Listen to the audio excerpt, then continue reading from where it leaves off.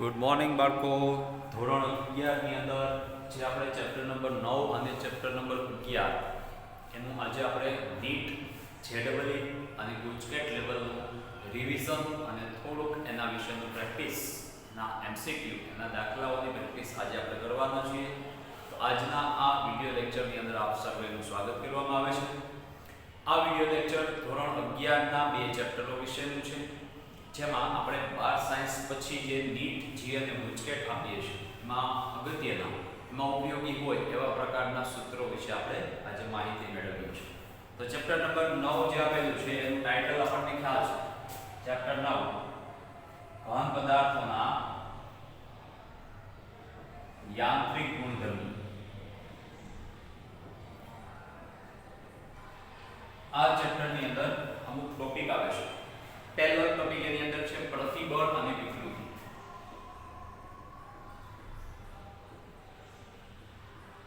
બંનેની કંઈક ફોર્મ્યુલા છે. પ્રતિબળને આપણે સિગ્મા વડે દર્શાવીએ છીએ અને વિકૃતિને આપણે એપ્સિલોન વડે દર્શાવીએ છીએ. બંનેના સૂત્રો છે સિગ્મા આપણે આપીએ છીએ F/A, ફોર્સ અપોન એરિયા. એનો એકમ આપણે સ્ટાન્ડર્ડ એકમ SI એકમ લખી શકીએ છીએ ન્યૂટન પર મીટર સ્ક્વેર. ન્યૂટન પર મીટર સ્ક્વેર. અને ml ની આપણને મળશે m1 l - 1 t - 2.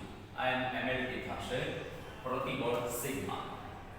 હવે એના ત્રણ પ્રકાર છે. ન્યૂટન પર મીટર સ્ક્વેર અથવા આપણે પાસ્કલ પણ લખીએ છીએ. સિગ્મા એક પ્રકારનો ફોર્સ અપોન એ પાસ્કલ. હવે આના પરથી આપણે ત્રણ પ્રકારના પ્રતિબળ લઈએ છીએ. એક તણાવ પ્રતિબળ ના બે પ્રકાર છે. તણાવ પ્રતિબળ અને બીજું એક છે દાબીય પ્રતિબળ. આ બંને પ્રતિબળો છે એ એક જ પ્રકારના છે, જેને આપણે નામ આપીએ છીએ સંગત પ્રતિબળ. સંગત પ્રતિબળના બે ભાગ પડે છે. એક તણાવ પ્રતિબળ અને બીજો આવશે દાબીય પ્રતિબળ. ત્યાર પછી સંગત પ્રતિબળ હોય તો સામે એને અનુરૂપ સંગત વિકૃતિ પણ આવશે. સંગત પ્રતિબળના બે પ્રકાર, એમ સંગત વિકૃતિના પણ બે પ્રકાર છે, તણાવ વિકૃતિ અને બીજી આવશે દાબીય વિકૃતિ.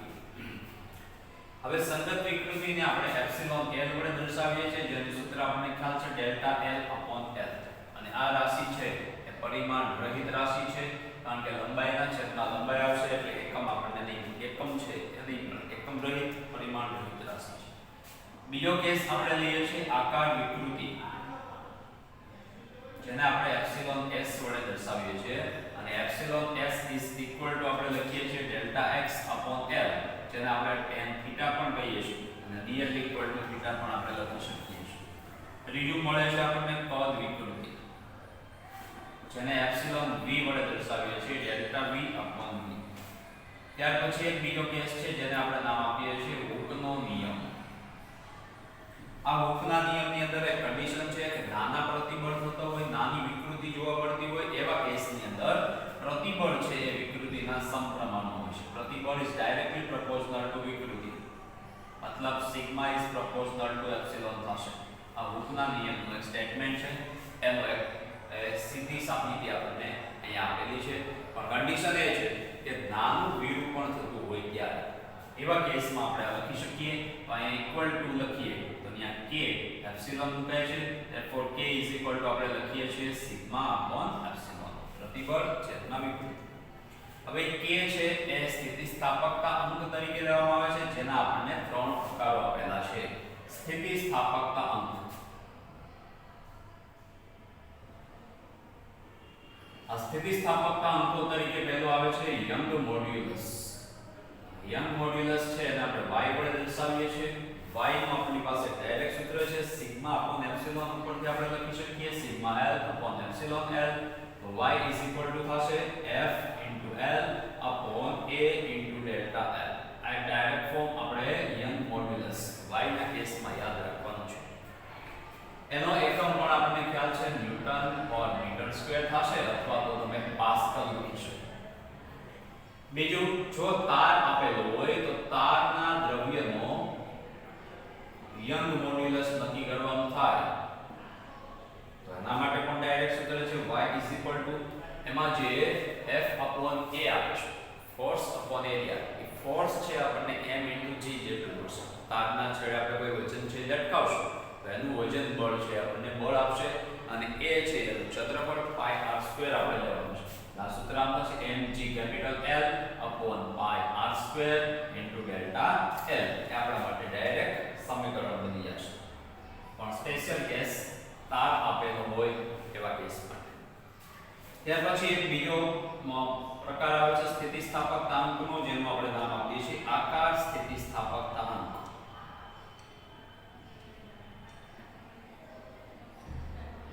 જેને આપણે કેપિટલ G વડે દર્શાવીએ છીએ. એનું ફોર્મ છે F/A divided by delta x upon L. એટલે આપણને કેપિટલ G નું ડાયરેક્ટ સૂત્ર મળશે FL/A delta x. આ આકાર સ્થિતિસ્થાપકતાંકનું સૂત્ર આપણે યાદ રાખીશું. 3 નંબરના કેસમાં આપણને મળશે કદ સ્થિતિસ્થાપકતાંક.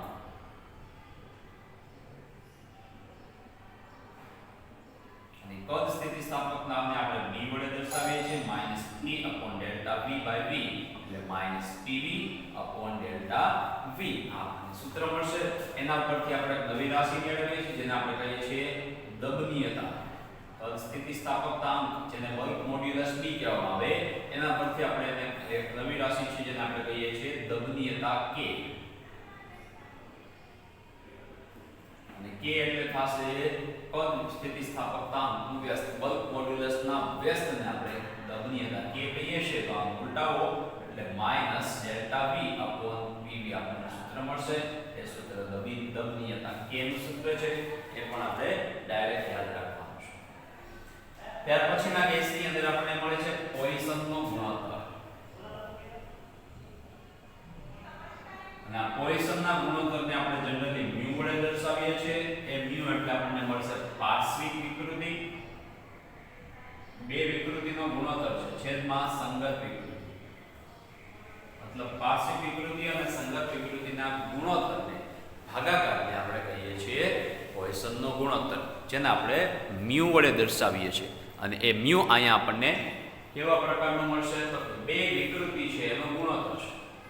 હવે વિકૃતિના છેદમાં વિકૃતિ હોય એટલે આપણને અહીંયા ચોક્કસ પ્રકારે કોઈ એકમ નહીં મળે, પરિમાણ રહિત રાશિ થશે. અને પાર્શ્વિક વિકૃતિ આપણે શીખી ગયા છીએ કે ભાઈ લંબાઈ હોય એને લંબ દિશાની વિકૃતિ. તો લંબાઈને લંબ બે વસ્તુ આવશે. એક તો એની ત્રિજ્યા આવશે અને એક એનો આવશે વ્યાસ. તો આપણે ત્રિજ્યાના ફોર્મમાં કે વ્યાસના ફોર્મમાં પાર્શ્વિક વિકૃતિને દર્શાવીએ તો આપણને સૂત્ર કંઈક આવું મળશે. ભાઈ ત્રિજ્યાનો ફેરફાર છેદમાં મૂળ ત્રિજ્યા છેદમાં સંગત વિકૃતિ એટલે ડેલ્ટા L upon L. આ આપણને મળશે પોઈસનનો ગુણોત્તર. અને એના પરથી એક લાસ્ટ પોઈન્ટ છે જે આપેલું છે ખેંચાણમાં રહેલ તારમાં સ્થિતિસ્થાપકીય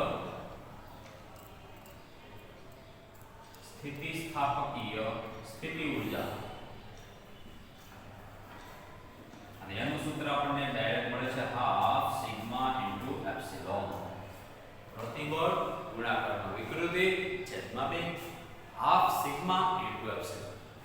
આ આપણને ટોટલ સ્થિતિ ઊર્જાનું સૂત્ર મળશે. અને સ્થિતિ ઊર્જા ખેંચાણમાં રહેલો તાર હોય તો એવા કેસમાં આપણને મળશે. આ ચેપ્ટર નંબર 9 ના મુખ્ય જે સૂત્રો છે, મુખ્ય ટોપિક છે એના વિશેની વાત છે. છેલ્લો ટોપિક એક સ્થિતિસ્થાપકતાના ઉપયોગો વાળો છે. વ્યવહારિક રીતે તમે સ્થિતિસ્થાપક ગુણધર્મનો ઉપયોગ કઈ કઈ જગ્યાએ કરો છો તો આપણે એમાં શીખી ગયા છીએ. પર્વતોની ઊંચાઈ છે, રેલવે ટ્રેક છે, એના પાટાનો શેપ છે, પુલ છે, એ પુલની નીચે જે એના સ્તંભ છે એ સ્તંભનો આકાર પણ ફિક્સ હોય છે. આઈ જેવા શેપનો રાખવામાં આવે છે જેથી કરીને એનું બેન્ડિંગ ઓછું થાય, વધારે ભાર સહન કરી શકે અને કોઈ બીજી અડચણ ન આવે. તો એ વ્યવહારિક ઉપયોગો છે કે ભાઈ સ્થિતિસ્થાપકતા ધરાવતા સ્થિતિસ્થાપક પદાર્થો ગુણધર્મો ધરાવતા પદાર્થોના અમે વ્યવહારિક ઉપયોગ કયા પ્રકારના કરો છો. તો એક પ્રકારનો એક મુદ્દો થશે. હવે આ ચેપ્ટર નંબર 9 ની વાત અહીંયા પૂરી થાય છે. ત્યાર પછી આપણે ચેપ્ટર નંબર 11 ના સૂત્રોને ધ્યાનમાં લઈએ તો ચેપ્ટરનું ટાઇટલ આપેલું છે દ્રવ્યના ઉષ્મીય ગુણધર્મો. તો ઉષ્મીય ગુણધર્મોની અંદર શરૂઆતમાં આપણી પાસે તાપમાન રિલેટેડ બે સૂત્રો આવે છે. એક છે Tf ફેરનહીટમાં તાપમાન 9/5 Tc + 32 ડિગ્રી. મતલબ કે જે સેલ્સિયસ વાળું તાપમાન છે એને તમારે ફેરનહીટમાં કન્વર્ટ કરવું છે, બદલાવવું છે, ફેરવવું છે. તો એવા કેસની અંદર આપણને તાપમાનનું એક સૂત્ર મળશે જે ફેરનહીટમાં તમને કન્વર્ટ કરીને આપશે. તો સેલ્સિયસમાંથી ફેરનહીટમાં જવા માટેનું આ સૂત્ર છે. ત્યાર પછી આપણી પાસે એક બીજું સૂત્ર પણ છે. T કેલ્વિનમાં તાપમાન આપણે જોતું હોય તો Tc + 273.15 છે તે આપણે એમાં એડ કરીએ છીએ. સેલ્સિયસના તાપમાનમાં 273 એડ કરીએ એટલે આપણને કેલ્વિનનું તાપમાન મળશે. ત્યાર પછી એક કેસ છે આદર્શ વાયુ સમીકરણ. આદર્શ વાયુ સમીકરણ આપણી પાસે ઓલરેડી છે. PV = μRT. જ્યાં μ છે મોલ સંખ્યા છે, P વાયુનું દબાણ, V કદ છે, R છે એ વાયુ નિયતાંક છે, ગેસ કોન્સ્ટન્ટ છે જેની વેલ્યુ ફિક્સ છે. એ આપણે 8.31 જૂલ પર મોલ * કેલ્વિન લઈએ છીએ અને T છે જે એનું તાપમાન છે. ત્યાર પછીના કેસમાં ઉષ્મીય પ્રસરણ આવે છે. ઉષ્મીય પ્રસરણ ત્રણ પ્રકારના પ્રસરણ છે. એક છે રેખીય પ્રસરણ. પદાર્થની અંદર ઉષ્માનું પ્રસરણ માત્ર રેખીય દિશામાં થતું હોય તો એવા કેસમાં આપણને જવાબ મળશે ΔL/L = αL ΔT. પદાર્થના તાપમાનમાં ફેરફાર ΔT ગુણાકારમાં αL. આલ્ફા છે એ રેખીય પ્રસરણ આવે છે. સેકન્ડ કેસની અંદર આપણને પૃષ્ઠ પ્રસરણ મળશે અથવા ક્ષેત્રફળ પ્રસરણ મળશે. તો એ પૃષ્ઠ પ્રસરણની અંદર આપણને જવાબ મળશે ΔA/A = આલ્ફા અથવા 2αL * ΔT. ક્ષેત્રફળમાં આપણે રેખીય પ્રસરણ આવીને ડબલ કરીએ છીએ. અને થર્ડ કેસ જે આપણને મળશે એ છે કદ પ્રસરણ. કદ પ્રસરણના કેસમાં ΔV/V = 3αL ΔT આપણે ફોર્મ્યુલાનો યુઝ કરીએ છીએ. ત્યાર પછી આવે છે ઉષ્માધારિતા. ઉષ્માધારિતાનું સૂત્ર આપણી પાસે છે જેને કેપિટલ S વડે દર્શાવીએ છીએ ΔQ/ΔT. પદાર્થના તાપમાનમાં થતો ફેરફાર ને અનુરૂપ પદાર્થની અંદર ઉષ્મા ઊર્જાનો ફેરફાર એ આપણને આપશે ઉષ્માધારિતા. એના જેવી જ એક છે વિશિષ્ટ ઉષ્માધારિતા. વિશિષ્ટ ઉષ્માધારિતા અને વિશિષ્ટ ઉષ્માધારિતાનું સૂત્ર આપણે સ્મોલ s વડે દર્શાવીએ છીએ જેમાં કેપિટલ S/m એટલે 1/m ΔQ/ΔT આપણને મળશે. ત્યાર પછી એક આવશે મોલર વિશિષ્ટ ઉષ્મા. મોલર વિશિષ્ટ ઉષ્માધારિતા જેનું સૂત્ર છે C = S/μ.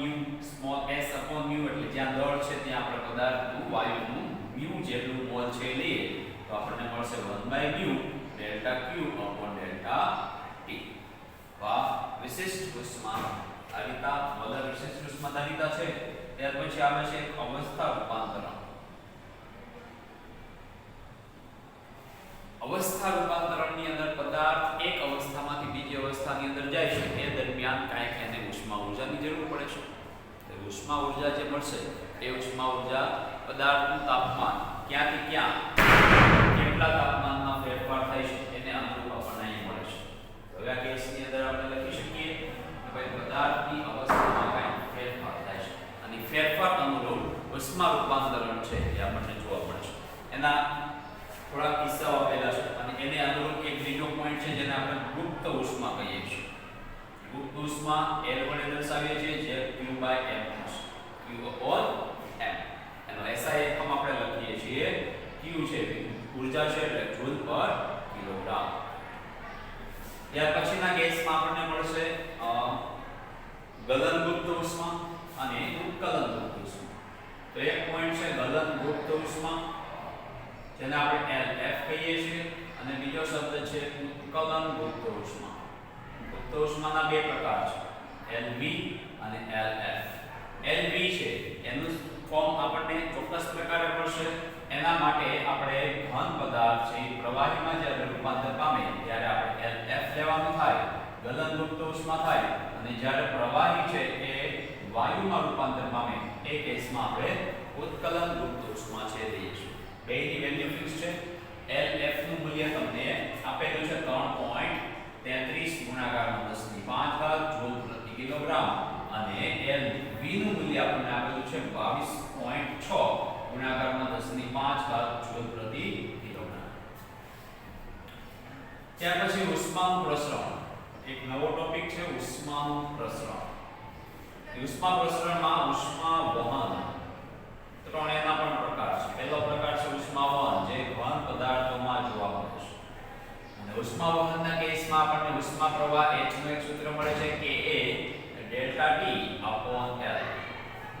જેમાં ડેલ્ટા T એટલે વધુ તાપમાનમાંથી ઓછું તાપમાન બાદ થશે. ગરમ પદાર્થના તાપમાનમાંથી ઠંડા પદાર્થનું તાપમાન આપણે બાદ કરશું. સેકન્ડ કેસ આપણને મળે છે ઉષ્માનયન. ઉષ્માનયન છે ફરજિયાત તરલ પદાર્થોમાં જોવા મળે છે. મતલબ કે પ્રવાહી પદાર્થોમાં, તરલ પદાર્થોની અંદર જોવા મળતો આ મુદ્દો છે, જેના બે પ્રકાર છે.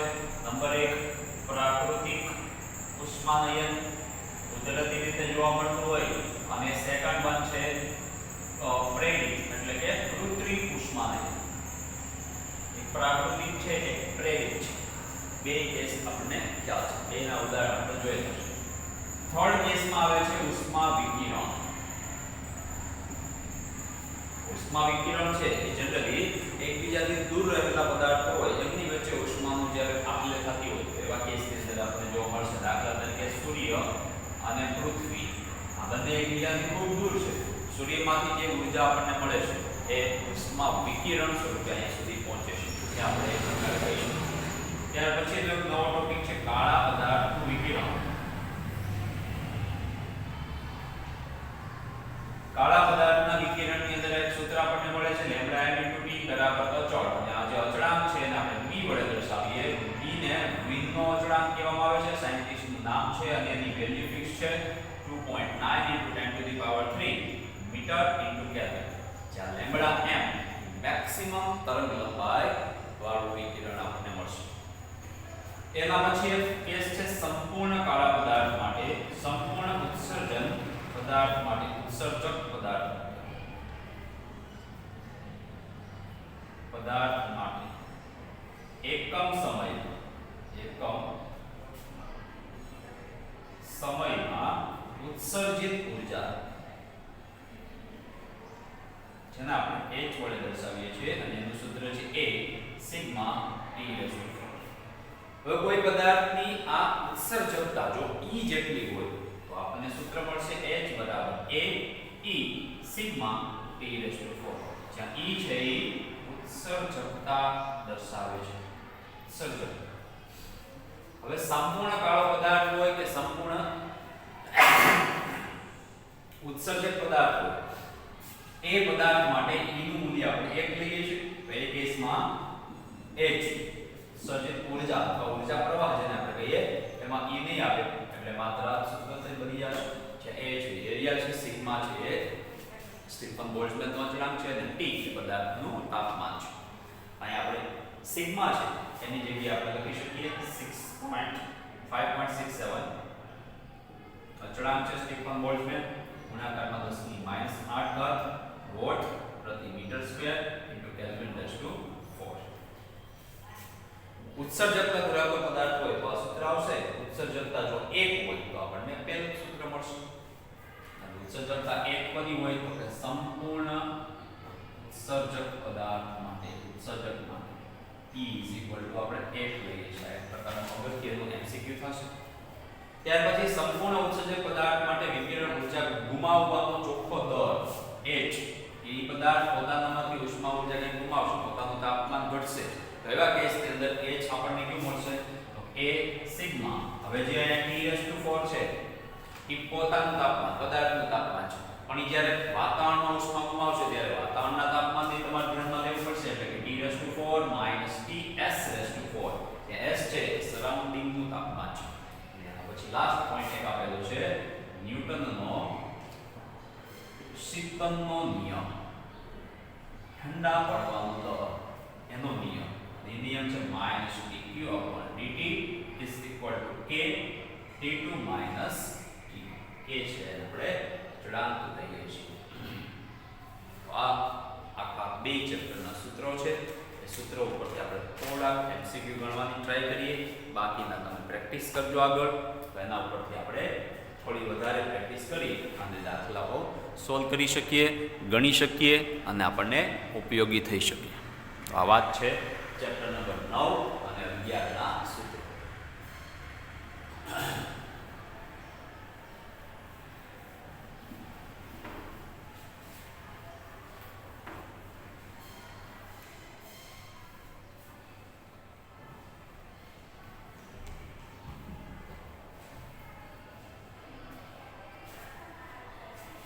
પહેલા એક MCQ જોઈએ એની અંદર.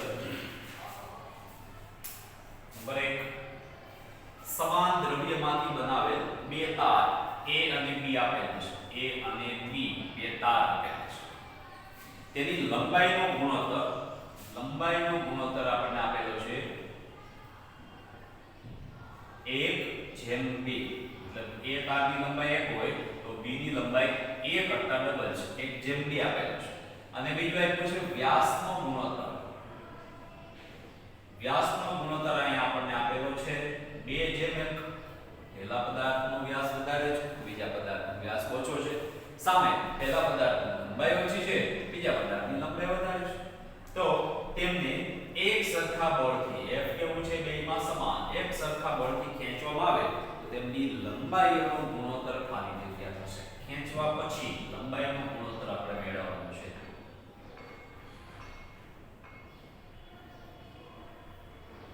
ખાલી જગ્યા. ઓપ્શન આપણને આપેલા છે 2:1, ઓપ્શન બી આપેલો છે 1:4, ઓપ્શન સી છે 1:8 અને ઓપ્શન ડી આપેલો છે 8:1. તો આમાં બે વસ્તુ આપેલી છે, લંબાઈનો ગુણોત્તર અને વ્યાસનો ગુણોત્તર. બે પદાર્થ છે જે સમાન દ્રવ્યમાંથી બનાવેલા છે, એટલે કે મટીરીયલ સમાન દ્રવ્ય સમાન હોય તો એનો m મોડ્યુલસ સેમ થશે. આ લંબાઈની વાત છે, વ્યાસની વાત છે, એટલે આપણે સૂત્ર y બરાબર લખી શકીએ FL/πr² ડેલ્ટા l, અથવા ડેલ્ટા l આપણે સ્મોલ l કહી દઈએ, જે આપણે ગોતવાનું છે, ફાઇન્ડ આઉટ કરવાનું છે લંબાઈનો ફાઇનલ ગુણોત્તર. હવે અહીંયા y અને f, y એટલે મટીરીયલનો m મોડ્યુલસ, f પર સમાન છે. આપણે એવું લખી શકીએ L1/y તો સેમ છે r1² into small l1 બરાબર L2/r2² into small l2. હવે એને બરાબર લખી શકીએ. હવે આના ઉપરથી આપણે ફાઇન્ડ આઉટ કરવું છે L1/L2 લંબાઈનો ગુણોત્તર.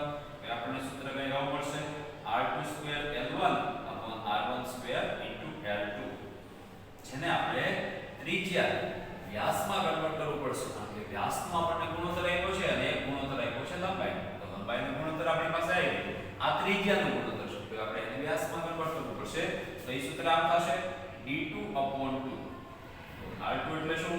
તો કે બીજાની ત્રિજ્યા એટલે શું? બીજાનો વ્યાસ ભાગ્યા 2 એનો વર્ગ ગુણાકાર L1 છેદમાં d1/2 whole square into L2. Simple. આના પરથી L1/L2 આપણે ડાયરેક્ટલી લખી શકીએ 2 છે, આ 4 થઈ જશે, 4 કેન્સલ થઈ જશે અને બાકીનું મળશે d2² into L1/d1² into L2.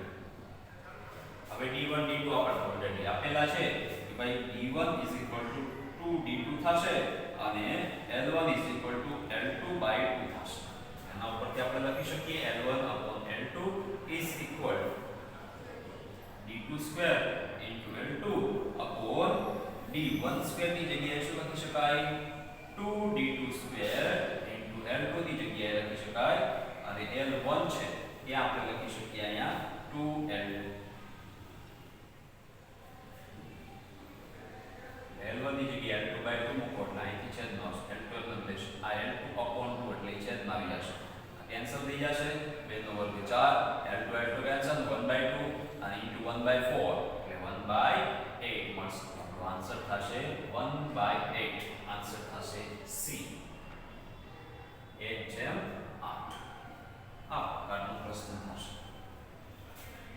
બીજો પ્રશ્ન છે એકમ વાતાવરણના દબાણ. એકમ વાતાવરણના દબાણ.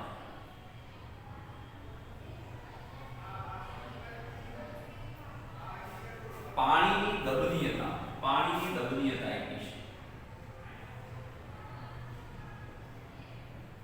એ આપેલી છે 4 ગુણાકારમાં 10⁻⁵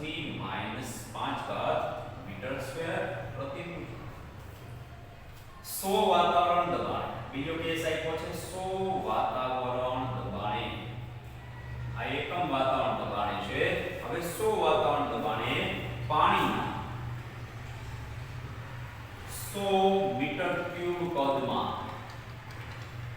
તો ઘટાડો ખાલી જગ્યા હશે. આપણે એ ગોતવાનું છે કદમાં કેટલો ઘટાડો થશે. જ્યારે એકમ વાતાવરણ દબાણ હોય ત્યારે પાણીની લવણ્યતા આટલી હોય છે. વાતાવરણ દબાણ 100 કરવામાં આવે ત્યારે 100 મીટર ક્યુબ જેટલું જે પાણી છે એના કદમાં કેટલો ઘટાડો થશે. ઓપ્શન આપેલા છે 0.4 centimetre cube. Option B is 0.004 centimetre cube. Option C 4 × 10⁸ centimetre cube અથવા ઓપ્શન ડી છે 0.025 સેન્ટીમીટર ક્યુબ. ઓપ્શન બધા મીટર ક્યુબમાં આપેલા છે. આપણે સેન્ટીમીટર ક્યુબમાં જવાબ લાવવાનો છે. એના માટે દબનીયતા કે સૂત્ર છે K ∆V/T. માઈનસ નિશાની તમને ખ્યાલ છે કે માઈનસ નો મતલબ અહીંયા આપણને જ્યારે પ્રેશર વધશે ત્યારે વોલ્યુમમાં ઘટાડો થશે. એ પ્રકારે આપણે દર્શાવીએ છીએ.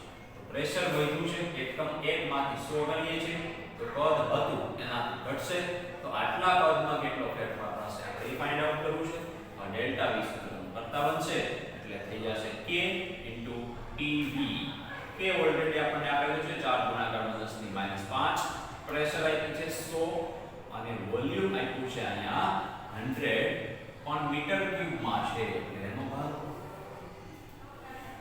100 મીટરમાં. અહીંયા આપણે આ -5 હજી પ્રેશર P રહી જશે 100 વાતાવરણ દબાણ. એક વાતાવરણ દબાણ 2 × 10⁻5 વાતાવરણ દબાણ થશે. તો એ મૂલ્ય આપણે કન્વર્ટ કરીએ -5 + 5 કેન્સલ થશે. આ 400 અને આ 10 100 ની 3 ઘાત 10 નો વર્ગ વર્ગની પાસે 3 3 × 6 ઘાત થશે અને 400 છે એટલે 400 ગુણાકારમાં 10 ની 6 ઘાત આપણે લખી શકીએ 4 × 10 ની 8 ઘાત સેન્ટીમીટર ક્યુબ થશે. આ આપણો આન્સર થશે. આન્સર અહીંયા આપેલો છે ઓપ્શન સી. ત્રીજો પ્રશ્ન છે સંપૂર્ણ કાળા પદાર્થ માટે પદાર્થ આપ્યો છે સંપૂર્ણ કાળો પદાર્થ. સંપૂર્ણ કાળા પદાર્થ માટે મહત્તમ સ્પેક્ટ્રલ ઉત્સર્જન પાવરને અનુરૂપ તરંગ લંબાઈ મહત્તમ તરંગ લંબાઈ અનુરૂપ અહીંયા આપ્યું છે 2000 કેલ્વિને લેમ્બડા m મળે છે. 2000 કેલ્વિન માટે મહત્તમ તરંગ લંબાઈ લેમ્બડા l m મેક્સિમમ. તો 3000 કેલ્વિન તાપમાને તરંગ લંબાઈ કેટલી હશે લેમ્બડા કેટલી. ઓપ્શન આપેલા છે A 2/3 lambda m. Option B આપેલો છે 3/2 લેમ્બડા m. ઓપ્શન C આપેલો છે 4/9 લેમ્બડા m. કે ઓપ્શન D છે 9/4 લેમ્બડા m. આ પ્રકારના ઓપ્શન છે. આના માટે આપણે તરંગ લંબાઈ અને તાપમાનનું જો આપણને રિલેશન આપેલો હોય તો આપણે ડાયરેક્ટલી લખી શકીએ સંપૂર્ણ કાળો પદાર્થ હોય મહત્તમ તરંગ લંબાઈ હોય અને તાપમાન રિલેટેડ જો વાત કરેલી હોય તો આપણે સીધું જ એક વિનના સ્થાનાંતરનું સૂત્ર વાપરી શકીએ લેમ્બડા m * t બરાબર અચળ. પહેલા કેસ માટે લેમ્બડા m1 * t1 બરાબર અચળ. બીજા કેસ માટે લેમ્બડા m2 * t2 બરાબર અચળ. हम બેને સરખાવી શકીએ lambda m1 * t1 lambda m2 * t2. આના પરથી આપણે લેમ્બડા m2 મેળવવાનું છે. પહેલી તો આપેલી છે સેકન્ડ મેળવવાનું છે. તો આ મેળવ્યું હોય તો લેમ્બડા m1 t1 t2 આપણને મળશે.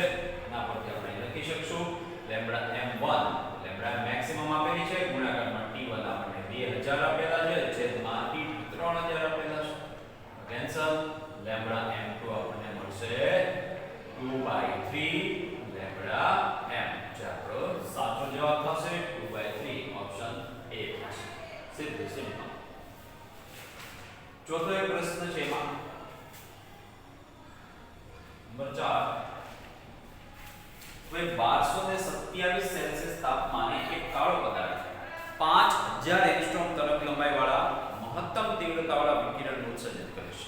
તાપમાન આપ્યું છે 1227 ડિગ્રી સેન્ટીગ્રેડ તાપમાને મેક્સિમમ તરંગ લંબાઈ લેમ્બડા m આપણને મળે છે 5000 એંગસ્ટ્રોમ. જો તેનું તાપમાન 1000 સેલ્સિયસ વધારવામાં આવે તાપમાનમાં વધારો 1000 સેલ્સિયસ નો જો કરવામાં આવે તો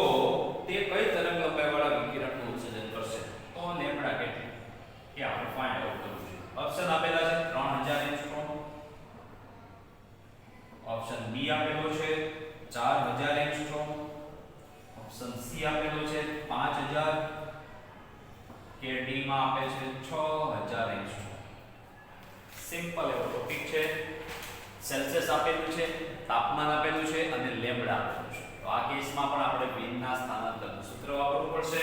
લેમ્બડા m * t બરાબર અચળ. પહેલો કેસ લેમ્બડા m1 તાપમાન T1, બીજો કેસ લેમ્બડા m2 T2. હવે આ T1 લેમ્બડા m1, આ T2 લેમ્બડા m2 આપણે મેળવવાનું છે. લેમ્બડા m2 કેટલું થશે? લેમ્બડા m2 ને સૂત્રમાં કરતા બનાવો તો લેમ્બડા m1 * T1 / આ T2. મૂલ્ય બધા આપણી પાસે છે. લેમ્બડા m1 આપણને 5000 એંગસ્ટ્રોમ આપેલી છે, તો 5000 ગુણાકારમાં T1 1227 છે.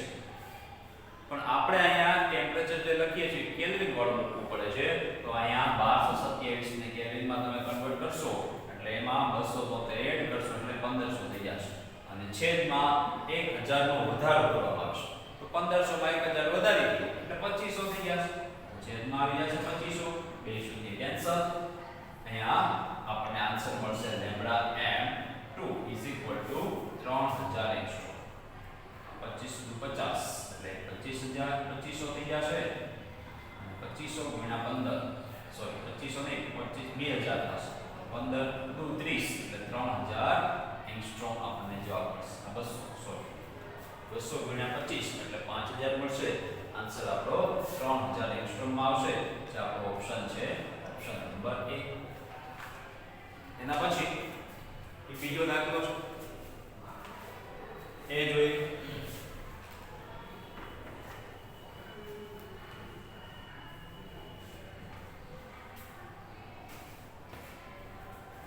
એ આપેલું છે સંપૂર્ણ કાળા પદાર્થ તરીકે વર્તતી અને 3000 કેલ્વિન તાપમાને રહેલી એક ભઠ્ઠીમાં પદાર્થ લેવાનો છે. સંપૂર્ણ કાળો પદાર્થ જેનું તાપમાન T આપણને આપેલું છે 3000 કેલ્વિન. એક ભઠ્ઠીમાંથી એકમ ક્ષેત્રફળ દીઠ 1 કલાકમાં કેટલી ઉષ્મા ઊર્જા ઉત્પન્ન થશે? પ્રશ્ન છે એકમ ક્ષેત્રફળ દીઠ 1 કલાકમાં ખાલી જગ્યા ઊર્જા ઉત્પન્ન થશે, ઉષ્મા ઊર્જા ઉત્સર્જન પામશે. ઓપ્શન આપણને આપેલા છે 1.8 ગુણાકારમાં 10^12 જૂલ. ઓપ્શન બી છે 1.7 ગુણાકારમાં 10^10 જૂલ. ઓપ્શન સી છે 4.6 ગુણાકારમાં 10^6 જૂલ. અને ઓપ્શન ડી આપણને અહીં આપેલું છે 2.8 ગુણાકારમાં 10^8 જૂલ. તો આ કેસમાં આપણે ઉત્સર્જનનો દર પૂછેલો છે, ઉત્સર્જન ઊર્જા પૂછેલી છે. તો આપણે ઉત્સર્જન ઊર્જાને W બરાબર સૂત્ર વડે દર્શાવીએ છીએ. W/T એટલે પર યુનિટ ટાઈમ આપણને ઉષ્મા ઊર્જા મળશે, જેનું સૂત્ર છે AE∑T⁴. હવે આપણે તો માત્ર W જોઈએ છે, તો T ને બીજી સાઈડ જવા દઈએ તો AE∑T⁴ પર એરિયા જોઈએ છે. એક ક્ષેત્રફળ છે, એક મૂકવું પડશે. સંપૂર્ણ કાળો પદાર્થ છે. સંપૂર્ણ કાળા પદાર્થ માટે આપણે વાત કરી ગયા E બરાબર આપણને 1 મળશે એટલે મલ્ટીપ્લાય એટલે 1 ગુણાકાર સિગ્મા અચળાંક છે 5.67 * 10⁻⁸ T અહીંયા આપેલું છે તાપમાન 3000 કેલ્વિન. તો આપણે 3000 નો અહીંયા 4 ઘાત કરવી પડશે. 3000 ની 4 ઘાત અને એને ગુણ્યા ટાઈમ. ટાઈમ આપણને 1 કલાકમાં કીધું છે. કલાક સેકન્ડમાં ફેરવવું પડે તો અહીંયા 3600 વડે તમારે ગુણવું પડશે. આ બધાનું મલ્ટીપ્લિકેશન કરો, સિમ્પ્લિફાય કરો એટલે તમારો જવાબ આવશે લગભગ 1.66 212 ગુણાકારમાં 10^10 જૂલ. જેને એપ્રોક્સિમેટલી આપણે લખી શકીએ 1.7 ગુણાકારમાં 10^10 જૂલ. એ આપણો આન્સર થશે. જે આપણો ઓપ્શન છે ઓપ્શન નંબર બી. તો બી આપણો આન્સર થશે. આ પ્રકારે આપણે આ ચેપ્ટરોના દાખલા છે ગણી શકીએ અને એમાં આપણે પ્રેક્ટિસ કરી શકીએ. પણ આપણી પાસે પહેલા જે સૂત્રો આપણા સિલેબસના છે એ સૂત્રોનું ધ્યાન રાખવું પડે. એ સૂત્રો આપણા મગજમાં રાખવા પડે. ખાસ કરીને એની પ્રેક્ટિસ કરવી પડે અને રકમ જોઈ અને આપણને ખ્યાલ આવવો જોઈએ કે આમાં કયા પ્રકારના સૂત્રોનો આપણે ઉપયોગ કરશું. આ ચેપ્ટરમાં આ લેક્ચરમાં આ બે ચેપ્ટરનું તમારે રિવિઝન કરવાનું છે, એના વધારાના એમસીક્યુની ગણતરી કરવાની છે અને પ્રેક્ટિસ કરવાની છે. હવે નેક્સ્ટ લેક્ચરની અંદર આપણે ચેપ્ટર નંબર 13 વાયુનો ગતિવાદ એ ચેપ્ટર લઈ અને આપણો 11 સાયન્સનો અને 12 સાયન્સનો નીટ લેવલનો સિલેબસ કમ્પ્લીટ કરશું. અહીંયા સુધી રાખીએ. આવજો.